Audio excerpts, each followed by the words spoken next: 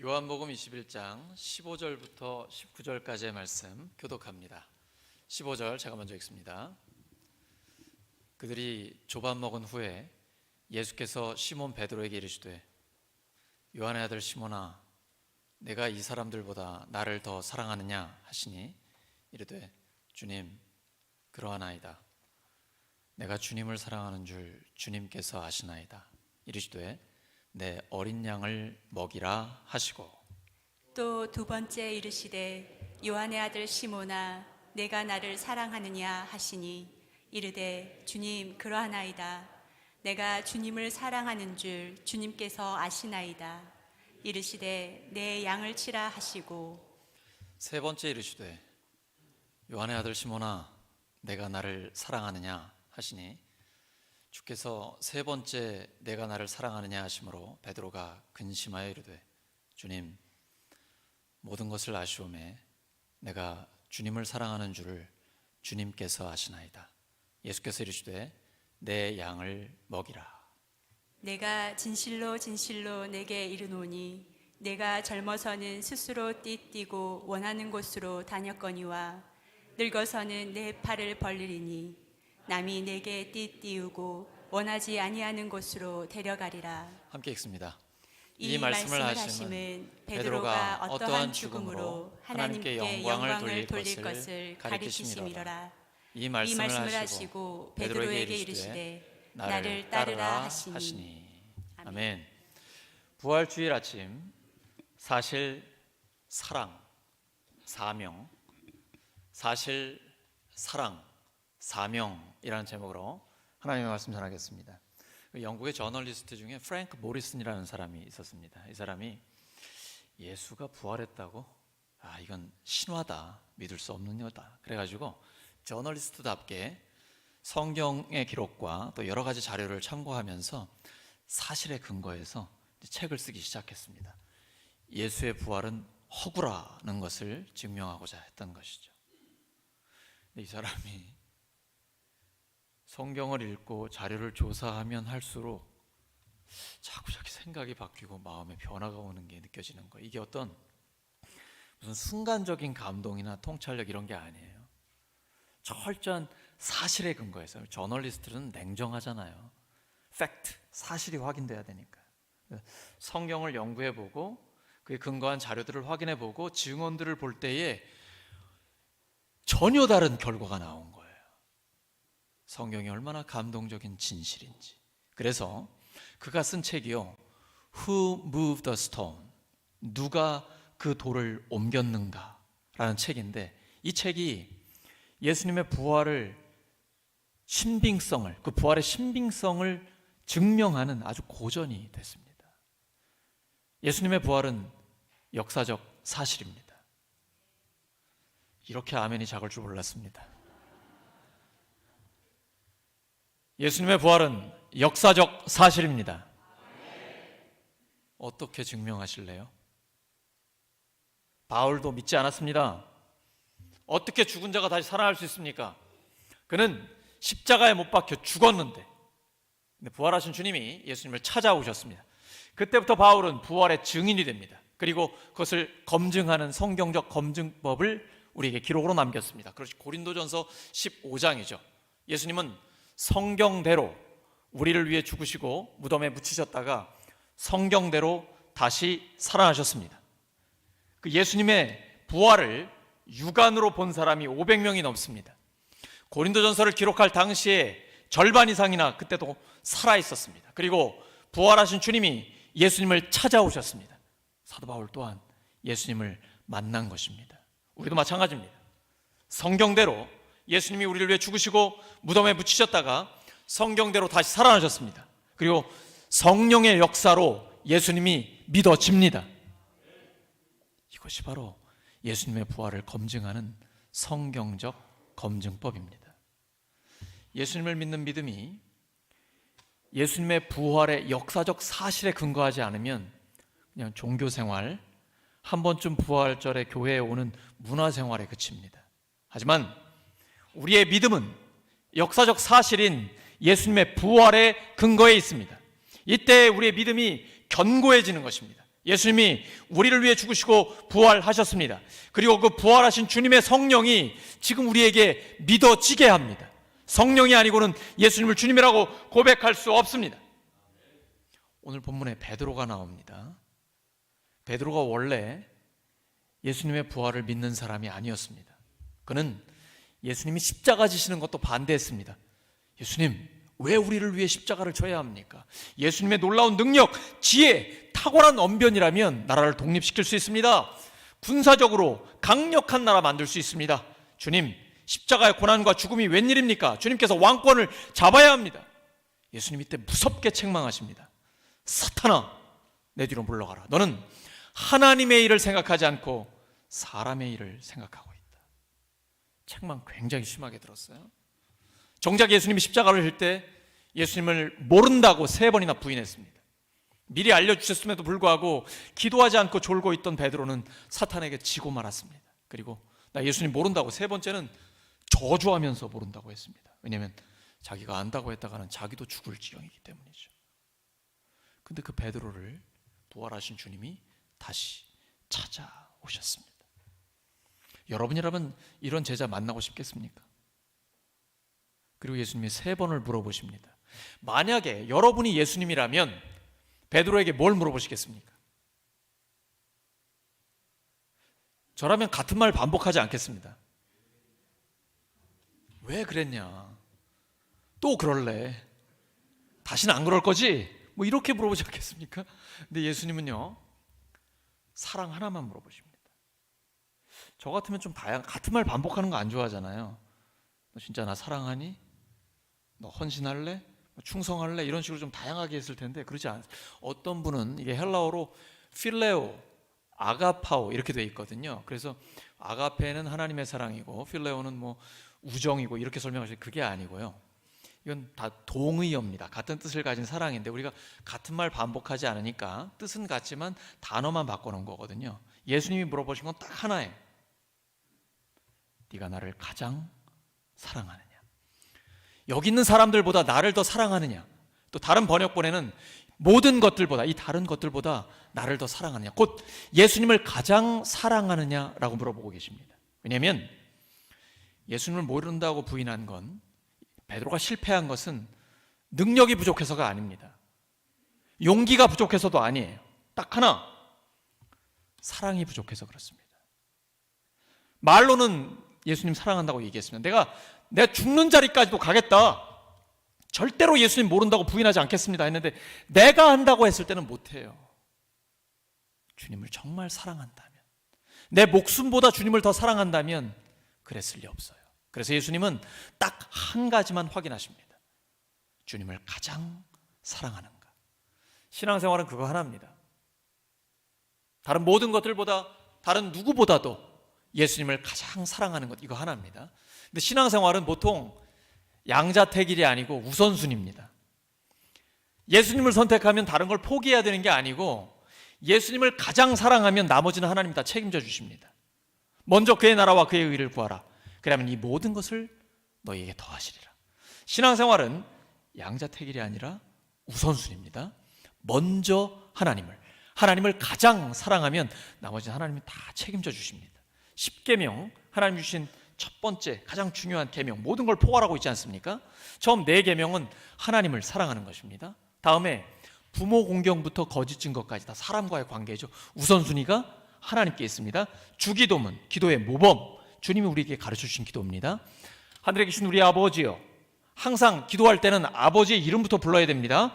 하나님 아버지, 대상이 있어야 돼요. 그 다음에는 하나님의 이름, 하나님의 나라, 하나님의 뜻이 이루어지기를 원합니다. 그 다음에 일용할 양식, 용서, 시험에 들지 않게 해주세요. 악으로부터 구원해 주세요. 항상 우선순위가 하나님께 먼저 가 있는 것입니다. 그러면 나머지 모든 것은 하나님이 책임져 주십니다. 근데 베드로는 우선순위가 바뀌었던 거예요.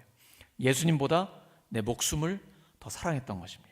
그래서 결국 실패했어요. 그래서 예수님이 지금 한 가지만 확인하는 것입니다. 네가 나를 더 사랑하느냐? 네가 나를 가장 사랑하느냐? 베드로가 대답할 말이 없어요. 예수님 모른다고 3번이나 부인했기 때문에 염치가 있어야죠. 그래도 물어보시니까 안 나오지만 제가 주님 사랑합니다. 주님께서 그걸 아십니다. 오늘 새 가족들이 정말 많이 나오셨어요. 너무 감사해요. 몇 주 만에, 몇 달 만에 나오신 분도 계시는데 너무 감사해요. 근데요, 베드로가 달라졌습니다. 전에는 내가 부인하지 않겠습니다, 내가 죽는 자리까지 가겠습니다 했는데 지금 바뀌었죠. 내가 주님을 사랑하는 걸 주님께서 아십니다 라고 고백하고 있습니다. 이것이 진정한 신앙입니다. 신앙생활은 내가 하는 게 아닙니다. 주님께서 하게 해주시는 것입니다. 새 가족 때 아직 신앙을 잘 모를 때는 내가 주도권을 갖고 있습니다. 내 소원을 들어주셔야 됩니다. 근데 하나님이 감사하게도 초신자 때는 기도에 잘 응답해 주십니다. 그런데 신앙이 성장하면 성장할수록 주도권은 내가 갖고 있는 게 아니라 주님이 갖고 계신 것입니다. 예수님 말씀하시죠. 이전에는 젊었을 때는 네가 띠띠고 네가 가고 싶은 데 가고 하고 싶은 일을 했다. 그러나 늙어서는 남이 너에게 띠를 띠고 네가 끌려갈 것이다. 그리고 두 팔을 벌려 주의 영광을 위해 순교를 당할 것이다 라고 말씀하고 있습니다. 신앙이 성장하면 성장할수록 내가 가는 게 아니라 주님께 끌려가는 것입니다. 주님의 인도함을 받는 것입니다. 세상의 이치와는 다릅니다. 우리가 어린아이들을 양육할 때에 부모에게 의존적이죠. 근데 그 아이가 성장하고 성인이 되면 이제 독립적이 됩니다. 의식적으로도 정신적으로도 그리고 경제적으로도 독립하게 됩니다. 하지만 신앙생활은 초신자 때는 의존적입니다. 죄송합니다. 반대로 말했어요. 초신자 때는 내가 주도적입니다. 하지만 믿음이 성장하면 성장할수록 더 의존적이 됩니다. 하나님께 더 많이 맡기게 되고 하나님께 더 많이 여쭤보게 되고 그리고 하나님께 내려놓게 됩니다. 이것이 바로 베드로에게 주님께서 말씀해 주신 신앙적인 성숙입니다. 근데 베드로에게 예수님이요, 과거를 묻지 않으십니다. 예수님 굉장히 쿨하신 분이죠. 예수님을 모른다고 3번이나 부인했고, 3번째는 너 저주하면서 나를 모른다고 했지, 이런 말씀 전혀 안 하세요. 그냥 사랑하느냐라고만 확인하시고 그 다음에는 사명을 맡겨주십니다. 예수님은 철저히 미래지향적입니다. 딱 하나, 예수님을 사랑하는지만 확인한 다음에는 사명을 맡겨주세요. 이렇게 예수님께 사랑을 고백하고 주님이 아신다고 하나님 앞에 고백하면서 사명을 받은 베드로가 나중에 성령의 충만함을 받고 교회를 대표해서 설교할 때 이렇게 변화됩니다. 사도행전 2장 24절입니다. 시작. 께서는 그를 죽음의 고통에서 풀어서 살리셨습니다. 그가 죽음의 세력에 사로잡혀 있는 것은 있을 수 없는 일이기 때문입니다. 이게 베드로의 설교입니다. 다시 한번 시작. 하나님께서는 그를 죽음의 고통에서 풀어서 살리셨습니다. 그가 죽음의 세력에 사로잡혀 있는 것은 있을 수 없는 일이기 때문입니다. 여러분, 이게 믿어지십니까? 베드로가 예수님의 부활의 증인이 됐습니다. 그것도 교회를 대표해서. 염치가 없어 도망갔던 그 베드로가 성령의 충만함을 받고 부활하신 주님을 만난 다음에는 이제는 그 누구도 베드로를 막을 수가 없습니다. 죽는 것도 두려워하지 않고 예수님이 부활하셨습니다라고 담대하게 증언하는 부활의 증인이 된 것입니다. 예수님이 한 번 더 찾아가 주시니까 변화되는 겁니다. 이때가 3번째 만남이거든요. 처음에는 도마가 없이 10명의 제자들에게 찾아가셨어요. 그 다음에는 도마가 있는 자리에 찾아오셨습니다. 그리고 3번째, 물고기 잡으러 간 제자들에게 예수님이 찾아오셨습니다. 여러분이라면 이렇게 자꾸 찾아가고 싶겠습니까? 3년 동안이나 예수님이 아끼고 사랑하고 모든 것을 쏟아부은 제자들이 다 십자가 앞에서 도망갔는데 부활하신 주님이 제자들에게 3번째 찾아오신 거예요. 한 번 더 찾아오신 거예요. 그러니까 제자들이 변화됩니다. 만약에 예수님이 이때 제자들을 찾아오지 않으셨다면 제자들 어떻게 될까요? 아마도 물고기 잡는 걸로 끝났을 거예요. 그런데 예수님이 한 번 더 찾아가시자 성령의 충만함을 받고 사도행전에 기록된 것처럼 놀라운 예수님의 부활의 증인이 됩니다. 불꽃같이 수많은 영혼들을 살리며 삶의 자리에서 하나님의 영광을 위해 쓰임받는 능력의 종들이 된 것입니다. 한 번 더의 예수님의 은혜가 이러한 변화를 일으켜 주시는 것입니다. 우리도 마찬가지입니다. 우리 한 번 더 찾아가야 됩니다. 한 번 더 연락해야 됩니다. 그러면 방황하는 영혼이 방황을 끝내게 됩니다. 예수님을 만나면 방황이 끝납니다. 왜냐하면 방향이 잡히기 때문이에요. 내가 왜 살아야 되는지, 무엇을 위해 살아야 되는지, 그리고 내가 어디로 가야 되는지 방향이 확실하게 잡히기 때문이에요. 그러면 인생의 방황은 끝납니다. 술 필요 없습니다. 담배도 없어도 돼요. 저희 아버지도 주님 만나고 나서 70 넘어서 담배 끊으셨거든요. 술이 굉장히 입에 써집니다. 먹기 싫어져요. 왜냐하면 우리가 성령의 충만함을 받으면 술 취한 것보다 훨씬 더 기쁘거든요. 그래서 처음에 성령이 임했을 때 모르는 사람들이 새 술에 취했다라고 얘기했습니다. 벌건 대낮에. 아니에요. 성령의 충만함을 받으니까 술 취한 사람처럼 기쁨이 넘치는 거예요. 그리고 눈에 보이지 않는 예수님이 부활하셨다라고 담대하게 증언하는데 이들의 삶이 완전히 변했습니다. 왜냐하면 예수님이 십자가에 못 박혔을 때는 전부 다 도망갔거든요. 와야 됐단 말이에요. 그런데 다시 모이기 시작하는 거예요. 한 번의 설교에 5,000명 이상이 구원받는 역사가 나타나고 수만 명이 모여서 응집하게 되는데요. 그들은 못 말립니다. 죽인다고 위협해도 겁내지 않아요. 진짜 죽이려고 맹수 앞에 데려가 막 찢기는데도 그 앞에 기쁨으로 찬양하고 얼굴이 천사처럼 변하는 거예요. 스데반 보세요. 돌로 쳐서 죽인다고 하는데 예수님이 하나님 보좌 우편에 서신 걸 보니까, 하나님의 영광을 보니까 스데반이 얼굴이 천사처럼 빛나고 자기에게 돌을 던지는 사람들을 저주하는 게 아니라 용서한다니까요. 하나님 저들을 용서해 주시옵소서. 몰라서 저러는 겁니다. 이런 놀라운 변화가 어떻게 가능할까요? 예수님이 부활하셨기 때문에 가능한 겁니다. 부활하신 주님의 성령이 우리에게 오시니까 예수님이 믿어지게 하시는 거예요. 이렇게 예수님을 믿고 예수님의 이름으로 기도하면 하나님이 역사하시기 시작합니다. 주님은 부활하셨기 때문입니다. 부활의 주님의 영이 우리와 함께 하시기 때문입니다. 한 번 더의 기회 우리에게도 주십니다. 우리도 마찬가지입니다. 우리의 자녀, 우리의 부모, 사랑하는 남편과 아내, 우리의 이웃 성도들에게 한 번 더 기회를 주십시오. 하나님께서 놀라운 변화의 역사를 우리에게 일으켜 주십니다. 네, 예수님께서 마치 처음 제자들을 만났을 때처럼 고기 잡는 자리에 오시죠. 이제 처음 그때를 기억하라는 거예요. 주님 만나셨을 때 엄청난 물고기를 잡게 해주시고 너희들 이제 사람을 낚는 어부가 될 것이다. 이 말씀 기억하게 해주는 거예요. 그리고 부활하신 주님이 너희들 잡은 물고기 좀 가져와라 말씀하십니다. 이미 거기 식탁을 차려 놓으셨고 계셨는데 잡은 물고기도 좀 가져와라 말씀하시는 거예요. 주님과 우리가 동역하는 것입니다. 그리고 아침을 준비했으니까 아침을 좀 먹으라고 말씀하시고 음식을 먹게 해주십니다. 예수님은 우리의 육체적인 필요를 먼저 채워주십니다. 여러분 성경을 읽어보시면 예수님이 너 내 설교 잘 들어라, 그 다음에 먹을 걸 주시고 병든 자 치료해 주시고 이러시나요? 아니에요. 병든 자는 먼저 치료해 주시고 마음 상한 자 위로해 주시고 관계가 깨진 사람 인간관계를 회복시켜 주시고 몸과 마음의 아픈 걸 먼저 치료해 줘요. 그 다음에 마음이 열린 상태에서 복음을 전해 주십니다. 하나님은요 우리의 육체적인 필요, 경제적인 필요 알고 계십니다. 그리고 먼저 해결해 주십니다. 엘리야 어땠습니까? 그가 850대를 싸워 영적인 전쟁에서 승리를 이룬 영적인 거인이었습니다. 그런데 왕비 이세벨이 넌 내 손에 죽는다, 정치적인 위협을 가했을 때 주랭랑을 치게 돼요. 갑자기 낙심하게 돼요. 사람이 이렇거든요. 굉장히 연약한 존재입니다. 그래서 하나님 저만 남았습니다. 차라리 저 죽여주세요. 이때 하나님께서 뭐라고 하시죠?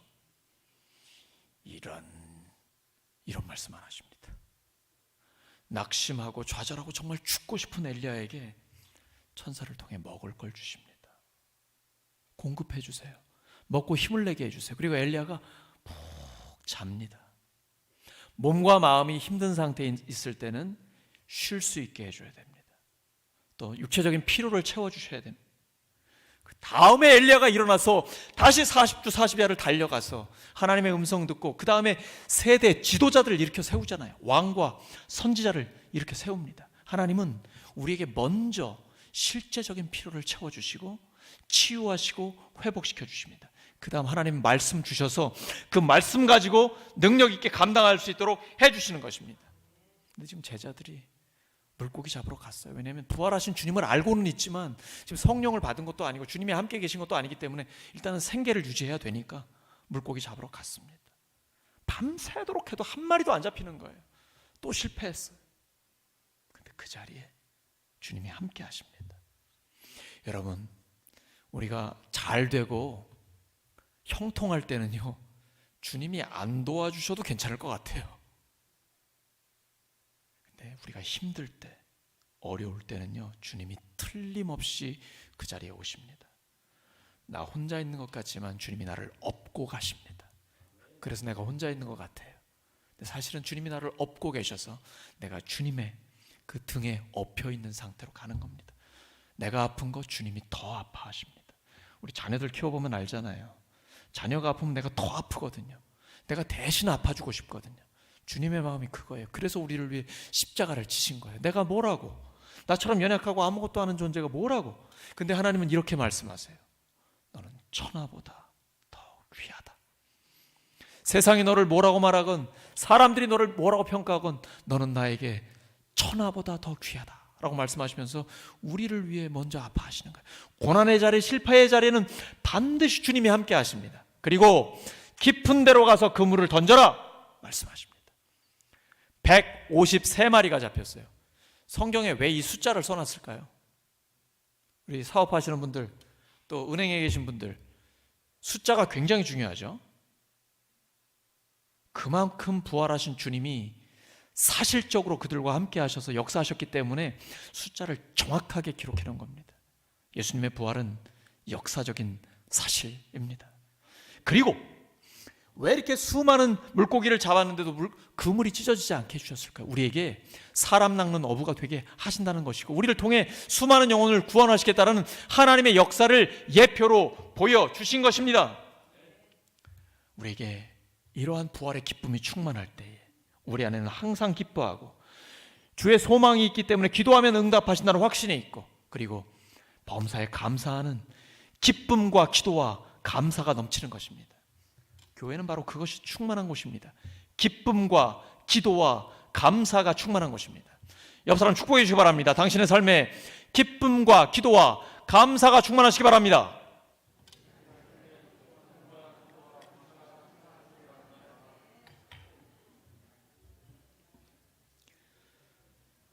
부활은 역사적 사실입니다. 고린도전서 15장 51절과 52절입니다. 시작. 우리가 다 잠들 것이 아니라 다 변화할 터인데 마지막 나팔이 울릴 때에 눈 깜빡할 사이에 호련히 그렇게 될 것입니다. 나팔 소리가 나면 죽은 사람은 썩어 없어지지 않을 몸으로 살아나고 우리는 변화할 것입니다. 마지막 부분에 보시면 죽은 사람은, 예수님 믿고 죽은 사람은 썩어 없어지지 않을 몸, 부활의 몸으로 살아나고, 우리 살아서 예수님의 재림을 보는 사람은 변화할 것입니다. 곧 이 몸이 아니라 영원히 살 몸으로 변화된다라는 것입니다. 예수님이 부활하셨습니다. 시공간을 초월하는 몸이었습니다. 엠마오로 가는 두 제자를 만났을 때 함께 빵을 떼는데 갑자기 사라지세요. 그리고 제자들이, 유대인들이 무서워가지고 문을 다 닫고 있었는데 예수님 갑자기 안으로 들어오세요. 그리고 오늘 제자들이 물고기를 잡는 자리에 부활하신 주님이 오셨습니다. 그리고 물고기와 이제 구운 생선을 또 빵을 이렇게 준비해 주셨습니다.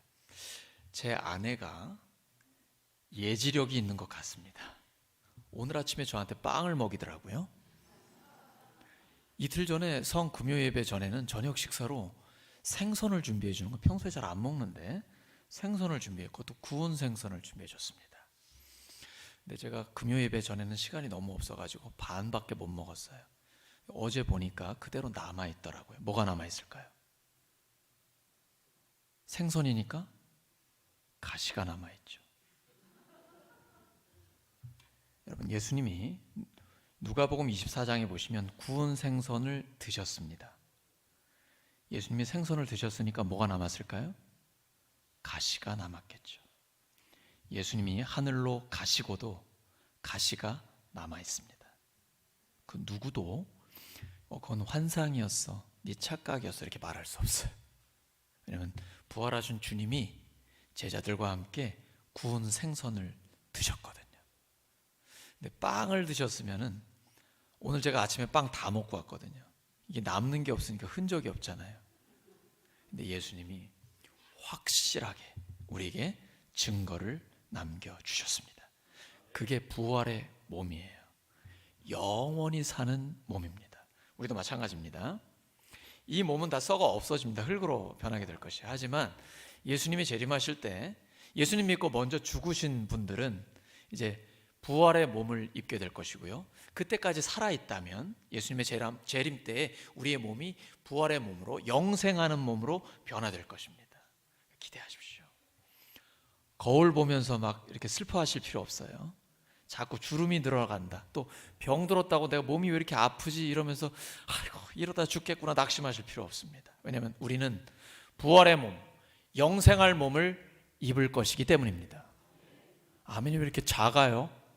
우리 사도신경 때마다 고백하잖아요. 뭘 믿습니까? 몸의 부활을 믿습니다. 옆 사람 다시 한번 축복해 주시기 바랍니다. 당신 진짜 멋진 몸으로 변화될 것입니다.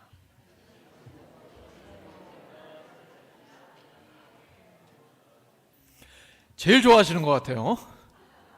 권사님들이 제일 좋아하시는 것 같습니다. 이렇게 예수님의 부활은 역사적인 사실입니다. 사실에 근거한 믿음을 가지셔야 됩니다. 근데 그 예수님의 부활을 믿는 사람은요, 예수님이 딱 하나만 확인하십니다. 사랑이에요. 요한복음 21장 15절입니다. 시작. 그들이 아침을 먹은 뒤에 예수께서 시몬 베드로에게 물으셨다. 요한의 아들 시몬아, 내가 이 사람들보다 나를 더 사랑하느냐? 베드로가 대답하였다. 주님, 그렇습니다. 내가 주님을 사랑하는 줄을 주님께서 아십니다. 예수께서 그에게 말씀하셨다. 내 어린 양 떼를 먹여라. 그들이 아침을 먹은 뒤에 예수님이 물어보시죠. 밥 먹을 때는 심각한 얘기 안 하십니다. 예수님이 정말 자상하신 분이에요. 만약에 밥을 먹고 있는데 예수님이 베드로한테 너 나 사랑하냐? 이러면 밥이 넘어가겠어요? 그러니까 우리 아내분들 밥 먹을 때 남편한테 당신 나 사랑해? 뭐 이런 거 물어보지 마세요. 막 진지한 거 물어보지 마세요. 밥 먹을 때는 그냥 마음 편하게 즐겁게 오늘 고기 많이 잡았니? 즐거운 얘기 이렇게 하면서 밥 먹은 다음에 물어보십니다. 딱 한 가지만. 네가 나를 가장 사랑하느냐? 그 다음에 이제 하나님께서 주님께서 사명을 맡겨주시는 것이죠. 근데 주님을 사랑한다라고 고백하면요, 이웃을 사랑하게 됩니다. 왜냐하면 주님의 마음이 사람에게 있기 때문이에요. 지극히 작은 자에게 한 것이 곧 예수님께 한 거예요. 그래서 우리 교회가 복지 사각지대에 계신 분들이 계속 관심을 갖는 이유가 거기 있어요. 이제 이번 주 중에 제가 방문할 거거든요. 복지 사각지대에 계신 분들 좀 구체적으로 보고 우리 교회가 어떻게 도와야 되는지, 오늘 부활절 헌금이 거기에 쓰일 거예요. 또 우리가 잘 모르는 교회 내에 계신 분들도 있을 수 있어요. 주변에 있는 이웃이 있을 수도 있어요. 이렇게 어려운 이웃들에게 주님의 마음이 가 있거든요. 그래서 주님이 소중히 여기는 사람을 우리도 소중히 여기게 돼요. 왜냐하면 주님을 사랑하니까 주님이 사랑하고 주님이 소중히 여기는 사람에게 우리의 마음이 가는 거거든요. 사랑하면 그 사람이 소중히 여기는 것에 우리에게 마음이 가게 되어 있습니다. 예수님이, 하나님께서 요한 1서에 보면 눈에 보이는 사람을 사랑하지 않으면서 눈에 보이지 않는 하나님을 사랑한다, 너 거짓말이다 라고 말씀하십니다. 그러므로 하나님을 사랑한다라는 것은 곧 사람을 사랑하는 것입니다. 여러분, 예수님이 무엇을 가장 소중히 여기실까요? 예수님의 피값으로 사신 교회입니다. 그래서 예수님을 사랑한다라는 것은 곧 교회를 사랑한다라는 거예요. 그리고 새 가족을 사랑하십니다. 잃은 영혼이 구원받는데 예수님의 온 관심에 초점이 가 있어요. 그냥 예수님 막 춤춰요, 춤. 왜냐하면 그것을 위해 예수님이 피를 흘리시고 죽어주셨거든요. 그래서 예수님을 사랑한다라는 것은 새 가족을 사랑한다는 거고, 잃은 영혼 VIP를 사랑한다는 것이고, 교회를 사랑한다는 것입니다. 왜냐하면 우리가 주님을 사랑하기 때문에 주님이 소중히 여기는 거기에 우리의 마음이 갈 수밖에 없는 것입니다. 또 하나, 예수님이요 베드로에게 과거를 묻지 않으세요. 너 날 3번 부인했지? 이런 말씀 물어보지 않으세요. 철저히 미래지향적입니다. 그러므로 예수님을 믿으면 미래지향적이 될 수밖에 없어요. 주님 사랑합니다. 주님이 소중히 여기는 영혼들을 구원하기 위해 우리의 일터에서, 학교에서, 가정에서, 교회에서 하나님의 영광을 위해 사람을 살리는데 쓰임받기를 원합니다. 그러니까 오직 미래를 향해 달리고 또 달리는 거예요. 우리가 머리 쓰고 돈 벌려고 일하고 하는 모든 목적이 영혼을 구원하고 하나님의 영광을 위해 살고자 하는 그 목적에 달려있기 때문에 그냥 직진으로 달려가는 것입니다. 사명을 우리에게 주셨기 때문에. 어린 양을 먹여라, 양을 먹여라, 양을 치라. 주님이 우리에게 맡겨주신 사명입니다. 사랑하는 자에게 사명을 맡기시거든요. 요한복음 21장 18절입니다. 시작. 내가 진정으로 내게 말한다. 내가 젊어서는 스스로 띠를 띠고 내가 가고 싶은 곳을 다녔으나 내가 늙어서는 남들이 내 팔을 벌릴 것이고 너를 묶어서 내가 바라지 않는 곳으로 너를 끌고 갈 것이다. 예수님 모른다고 3번을 부인했고 도망갔던 베드로가 이제 나중에 순교하게 된다는 주님의 말씀입니다. 근데 베드로는 이 말씀 듣고 저기 옆에 있는 요한은 어떻게 돼요? 여쭤봐죠. 그때 예수님 이러시죠. 야, 내가 요한을 내가 올 때까지 살게 하든 말든 그게 너랑 무슨 상관이니? 너는 나를 따르라. 신앙생활이 시험에 들 때가 있는데요, 남과 비교할 때입니다. 목사도 마찬가지입니다. 어제 제 아내가 그러는 거예요. 와, 저 교회는 성가대원이 우리 교회보다 더 많어. 제가 뭐라고 할게요? 대답 안 했습니다. 저는 관심 없어요. 저는 우리 교회에 관심이 있어요. 그리고 우리 교회만 신경 쓰기에도 시간이 부족해요. 숫자 많은 게 중요한 게 아니에요. 헌금 많이 모이는 게 중요한 게 아니에요. 예수님의 관심은 어딨냐면 예수님을 믿지 않는 사람이 예수님을 믿는 데 관심이 있어요. 그 영혼 구원에 관심이 있어요. 그래서 남과 비교하지 마시기 바랍니다. 베드로처럼 요한은 어떻게 돼요? 여기 신경 쓰면 오해가 생깁니다. 자꾸 남과 비교하고 이러다 보면 오해가 생겨요. 그러니까 금방 오해가 생기잖아요. 초대교회 사람들이 요한은 예수님 다시 오실 때까지 안 죽는다는 이런 오해를 하잖아요. 남과 비교하지 마십시오. 나에게 주신 사명만 충성되게 감당하면 되는 것입니다. 하나님께서는 우리에게 딱 한 가지만 물어보세요. 하나님 맡겨주신 사명 끝까지 잘 감당했는가? 그러면 토시 하나 틀리지 않고 하나님 칭찬해 주십니다. 잘하였도다 착하고 충성된 종아, 내가 작은 일에 충성했으니 내가 큰 일을 너에게 맡기겠다.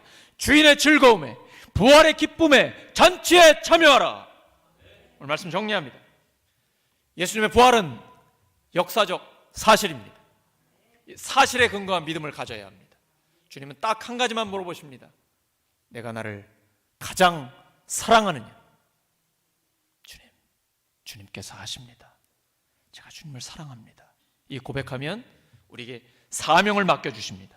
우리 교회와 가정과 일터와 학교와 모든 삶의 자리에 하나님의 이 일을 우리에게 맡겨주십니다. 영혼을 구원해 제자 삼으라는 그 사명을 우리에게 맡겨주십니다. 부활의 사실에 근거해 주님을 가장 사랑하고 그 사명을 끝까지 감당하여 하나님 영광 위에 쓰임받는 우리 모두 되기를 예수 그리스도의 이름으로 축원합니다. 함께 기도합니다. 하나님 아버지, 주님 부르시는 그날까지 부활의 소망을 품고 주님을 가장 사랑하며 끝까지 사명을 감당하는 저희들 되기를 원합니다. 주여, 저희들의 삶을 통해 하나님 영광받아 주시옵소서. 예수 그리스도의 이름으로 기도드립니다.